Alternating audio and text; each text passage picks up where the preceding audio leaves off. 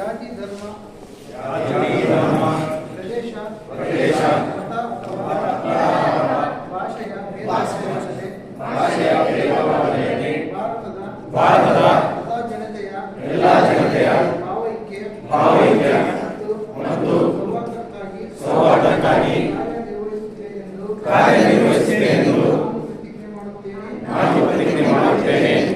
ಅಲ್ಲದೆ ವೈಯಕ್ತಿಕವಾಗಿ ಆಗಲಿ ಅಥವಾ ಸಾಮೂಹಿಕವಾಗಿ ಆಗಲಿ ನಮ್ಮಲ್ಲಿರುವ ಎಲ್ಲ ಭೇದ ಭಾವಗಳನ್ನು ಹಿಂಸಾಚಾರಕ್ಕೆ ಅವಕಾಶ ನೀಡದೆ ಸಮಾಲೋಚನೆ ಹಾಗೂ ಸಂವಿಧಾನಾತ್ಮಕ ಕ್ರಮಗಳ ಮೂಲಕ ಪರಿಹರಿಸುತ್ತೇನೆಂದು